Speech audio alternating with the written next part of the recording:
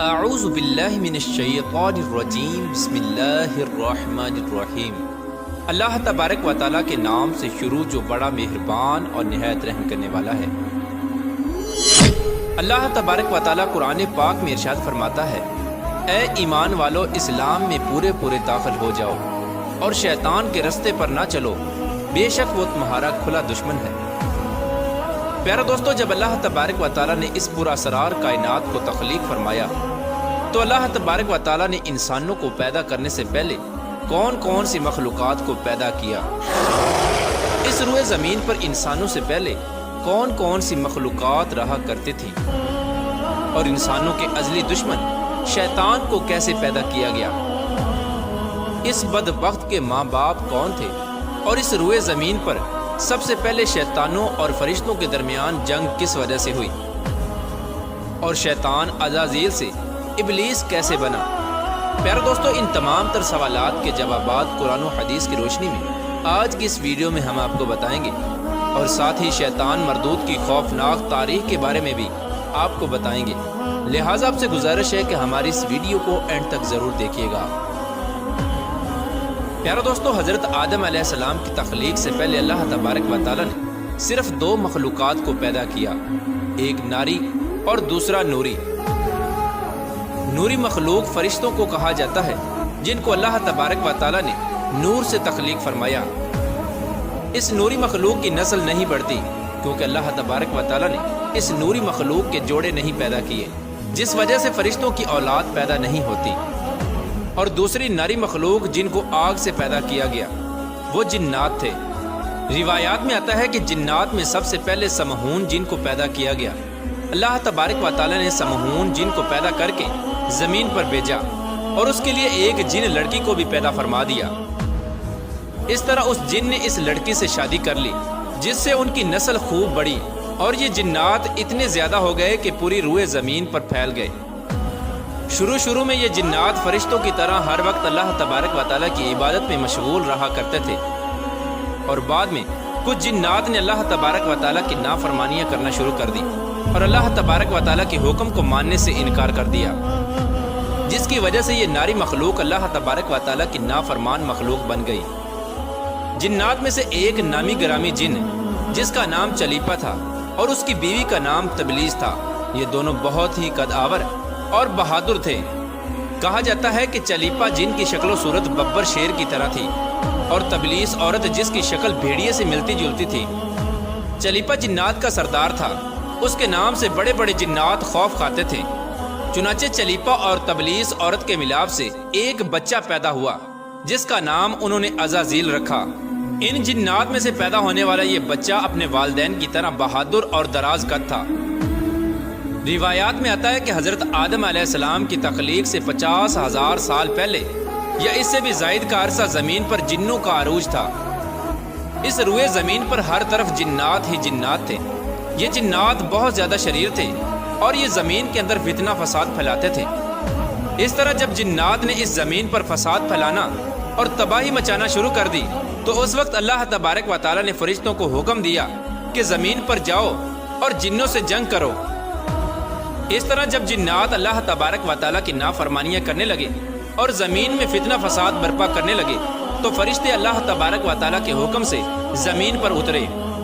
ان فرشتوں نے جنوں کو حکم دیا کہ اللہ تبارک و تعالیٰ نے حکم دیا ہے کہ زمین میں امن و امان سے زندگی بسر کرو، لیکن جنات نے فرشتوں کی بات کو ماننے سے انکار کر دیا، جس کی وجہ سے جنات اور فرشتوں کے درمیان بہت بڑی جنگ ہوئی۔ اس خوفناک جنگ میں عزازیل کے والدین یعنی چلیپا اور تبلیس نے بھی شرکت کی۔ اس جنگ میں اللہ تبارک و تعالیٰ کے فرشتے جنات پر غالب آ گئے۔ اس جنگ کے اندر بہت سارے جنات مارے گئے، جن میں عزازیل کے والدین بھی شامل تھے، اور باقی سرکش جنات کو اللہ تبارک و تعالیٰ کے حکم کے مطابق قید کر لیا گیا۔ ان قیدیوں میں عزازیل بھی شامل تھا۔ فرشتے جب ان جنات کو قید کر کے آسمانوں کی طرف لے گئے تو شیطان بھی ان قیدیوں کے ساتھ آسمان پر چلا گیا۔ اس طرح جب عزازیل فرشتوں کے ساتھ آسمانوں پر چلا گیا تو فرشتوں کو حکم ملا کہ عزازیل کی بہترین تربیت کی جائے اور اس کی اچھی پرورش کی جائے۔ فرشتوں نے عزازیل کو عبادت کرنے کے بہترین طریقوں سے آگاہ کیا، جس کی وجہ سے عزازیل اللہ تبارک و تعالیٰ کا ایک عبادت گزار بندہ بن گیا۔ اس طرح عزازیل نے اللہ تبارک و تعالیٰ کی عبادت کرنا شروع کر دی اور اللہ تبارک و تعالیٰ کی بارگاہ میں بہت بڑا مقام حاصل کر لیا۔ اس دوران عزازیل بہت قابل اور عقل مند بن گیا، اس کے پاس بہت زیادہ علم آ گیا۔ اس وقت اللہ تبارک و تعالیٰ نے عزازیل کو فرشتوں پر استاد مقرر کر دیا۔ عزازیل فرشتوں کو تعلیم و تربیت دینے لگا اور فرشتے عزازیل کے پاس آتے اور علم حاصل کرتے۔ فرشتے عزازیل کو نیک اور پرہیزگار کہا کرتے تھے۔ حضرت کعب بن احبار رضی اللہ تعالیٰ عنہ بیان کرتے ہیں کہ عزازیل 40,000 سال تک جنت کا خزانچی رہا اور 80,000 سال تک وہ فرشتوں کے ساتھ رہا اور 20,000 سال تک عزازیل فرشتوں کو تعلیم و تربیت دیتا رہا۔ اس کا مقام اللہ تبارک و تعالیٰ کی بارگاہ میں اتنا زیادہ ہو گیا کہ اللہ تبارک و تعالیٰ کے سب سے مقرب فرشتے حضرت جبرائیل علیہ السلام، حضرت میکائیل علیہ السلام، حضرت اسرافیل علیہ السلام اور حضرت عزرائیل علیہ السلام بھی عزازیل سے تعلیم و تربیت حاصل کیا کرتے تھے۔ پیارے دوستو، اللہ تبارک و تعالیٰ اس کائنات کا حقیقی مالک ہے، اس سے کوئی بھی چیز پوشیدہ نہیں ہے۔ اللہ تبارک و تعالیٰ کو اس بات کا علم تھا کہ یہ عزازیل ایک دن میرے حکم کو جھٹلا دے گا اور اس کا خاتمہ کفر پر ہوگا۔ چنانچہ ایک دن عزازیل کا گزر لوح محفوظ کے قریب سے ہوا تو عزازیل نے لوح محفوظ پر دیکھا جس پر لکھا ہوا تھا کہ میں شیطان مردود سے اللہ کی پناہ مانگتا ہوں۔ اس تحریر کو پڑھنے کے بعد تقریباً 2000 سال تک عزازیل روتا رہا اور اللہ تبارک و تعالیٰ کی عبادت میں مصروف رہا۔ عزازیل اللہ تبارک و تعالیٰ کی بارگاہ میں یہ سوال کرنے لگا، یا رب العالمین، یہ اتنا بڑا شیطان مردود کون ہے جس سے پناہ مانگی جا رہی ہے؟ عزازیل کے سوال کا جواب دیتے ہوئے اللہ تبارک و تعالیٰ نے ارشاد فرمایا کہ میں نے ایک بندے کو اپنی ہر نعمت سے نوازا ہے۔ وہ بندہ ایک دن میرے حکم کو ماننے سے انکار کرے گا جس کی وجہ سے اس کی ساری عبادت ضائع ہو جائے گی اور وہ شیطان بن جائے گا۔ اللہ تبارک و تعالیٰ کا یہ فرمان سننے کے بعد عزازیل ہر وقت یہ سوچتا رہتا کہ وہ شیطان مردود کون ہوگا۔ چنانچہ عزازیل نے اللہ تبارک و تعالیٰ سے کہا کہ یا رب العالمین، میں اس شیطان مردود سے ملنا چاہتا ہوں۔ تو اس وقت اللہ تبارک و تعالیٰ نے عزازیل کو فرمایا کہ تو جلد ہی اس بندے کو دیکھ لے گا۔ اللہ تبارک و تعالیٰ کا یہ فرمان سننے کے بعد ایک بار پھر شیطان کئی ہزار سال تک اللہ تبارک و تعالیٰ کی عبادت میں مصروف رہا۔ پھر اس کے بعد اللہ تبارک و تعالیٰ نے فرشتوں میں یہ اعلان کیا کہ میں زمین پر اپنا خلیفہ مقرر کرنے والا ہوں۔ عزازیل کو جب اس بات کا علم ہوا کہ اللہ تبارک و تعالیٰ ایک ایسے انسان کو پیدا کرنے جا رہا ہے جس کے پتلے کو بنانے کے لیے آسمانوں اور زمینوں سے مٹی کو اکٹھا کیا جا رہا ہے، چنانچہ جب اللہ تبارک و تعالیٰ نے حضرت آدم علیہ السلام کے پتلے کو پیدا کیا تو اس پتلے کو 40,000 سال تک اسی طرح پڑا رہنے دیا، تو وہ پتلا 40,000 سال تک اسی طرح پڑا رہا، اس میں جان نہ ڈالی۔ چنانچہ جب فرشتے حضرت آدم علیہ السلام کے پتلے کے قریب سے گزرتے تو بہت حیرت زدہ ہو کے اس کو دیکھتے، اور جب عزازیل کا گزر حضرت آدم علیہ السلام کے پتلے کے قریب سے ہوتا تو یہ نفرت کی وجہ سے حضرت آدم علیہ السلام کے پتلے کو اذیت دیتا، کیونکہ عزازیل یہ سمجھتا تھا کہ اللہ تبارک و تعالیٰ کے خلیفہ بننے کے لائق صرف میں ہی ہوں، اسی وجہ سے وہ حضرت آدم علیہ السلام کے پتلے کو اذیت دیتا۔ جب عزازیل حضرت آدم علیہ السلام کے پتلے کو مارتا تو اس کے اندر سے مٹی کے کھنکنے کی آواز آتی۔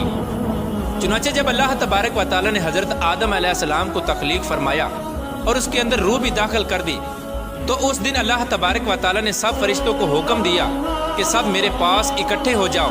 جب سارے فرشتے اللہ تبارک و تعالیٰ کی بارگاہ میں حاضر ہو گئے تو اللہ تبارک و تعالیٰ نے حکم دیا کہ میں زمین پر اپنا ایک بندہ پیدا کرنے والا ہوں جو زمین پر جا کر میرے حکم کی تعمیل کرے گا۔ تو اس وقت فرشتوں نے اللہ تبارک و تعالیٰ کی بارگاہ میں عرض کی، یا رب العالمین، یہ بندہ زمین پر جا کر تیرا نافرمان ہو جائے گا، ہم تو ہر وقت تیری عبادت میں مصروف رہتے ہیں۔ تو اللہ تبارک و تعالیٰ نے ارشاد فرمایا، جو کچھ میں دیکھ رہا ہوں وہ تم نہیں دیکھ سکتے۔ اس وقت سب فرشتوں کو حکم دیا گیا کہ حضرت آدم علیہ السلام کو سجدہ کرو، تو تمام فرشتے اللہ تبارک و تعالیٰ کے حکم کے مطابق حضرت آدم علیہ السلام کو سجدہ کرنے کے لیے جھک گئے، لیکن عزازیل نے حضرت آدم علیہ السلام کو بغض اور تکبر کی وجہ سے سجدہ نہ کیا۔ اس وقت اللہ تبارک و تعالیٰ نے عزازیل سے پوچھا کہ تم نے سجدہ کیوں نہیں کیا؟ اس وقت عزازیل تکبر اور غرور میں آ کر بولنے لگا اے رب العالمین तूने मुझे आग से पैदा किया और इस पुतले को मट्टी से पैदा किया, मैं इस मट्टी के पुतले से कई दर्जे बेहतर हूँ। अज़ाज़ील की ये बात सुनकर अल्लाह तबारक व तआला ने अज़ाज़ील को वहाँ से निकल जाने का हुक्म दिया। अल्लाह तबारक व तआला ने अज़ाज़ील से फरमाया कि यहाँ से चला जा, तू शैतान मरदूद हो चुका है, तुम पर क़यामत तक मेरी लानत होती रहेगी। उस वक्त अज़ाज़ील को इस बात का इल्म हुआ कि लोहे महफूज पर जिस शैतान का जिक्र था वो दर हकीकत मैं ही हूँ। इस तरह जब अज़ाज़ील अल्लाह तबारक व तआला की नाफरमानी की वजह से शैतान मरदूद बन गया तो शैतान मरदूद अल्लाह तबारक व तआला से कहने लगा, ए रब्बुल आलमीन, मैं चाहता हूँ कि मुझे क़यामत के दिन तक जिंदा रहने की मोहलत दी जाए। तो अल्लाह तबारक व तआला ने शैतान मरदूद की बात मान ली और उसको क़यामत तक की मोहलत दे दी गई। उस वक्त शैतान मरदूद अल्लाह तबारक व तआला की बारगाह में अर्ज़ करने लगा, मैं तेरे बंदों को तेरी राह से भटकाऊंगा और हर तरह से तेरे बंदों को तेरे हुक्म का नाफरमान बनाऊंगा, और बहुत सारे तेरे बंदे मेरे शिकंजे में आकर तेरी नाफरमानी करेंगे और गुनाहों के अंदर मुब्तला हो जाएंगे। उस वक्त शैतान मरदूद को अल्लाह तबारक व तआला ने इरशाद फरमाया कि तू मेरे बंदों को मेरी राह से भटकाएगा और मेरी नाफरमानियों के अंदर मुब्तला करेगा। मेरी रहमत बहुत बड़ी है, मैं अपने करम फजल से अपने बंदों को मुआफ़ करता जाऊंगा। प्यारे दोस्तों, इस तरह गरूर और तकब्बुर की वजह से अज़ाज़ील शैतान मरदूद बन गया और अल्लाह तबारक व तआला ने लानत का तौक उसके गले में डालकर उसको आसमान से नीचे फेंक दिया और शैतान मरदूद हमेशा हमेशा के लिए अल्लाह तबारक व तआला की रहमत से दूर हो गया। प्यारे दोस्तों, रिवायात में आता है कि जब कुर्बे क़यामत दूसरा सूर फूंका जाएगा तो उस वक्त अल्लाह तबारक व तआला शैतान को दर्दनाक मौत अता फरमाएगा और इसके बाद शैतान मरदूद को हमेशा हमेशा के लिए जहन्नम में दाखिल कर दिया जाएगा।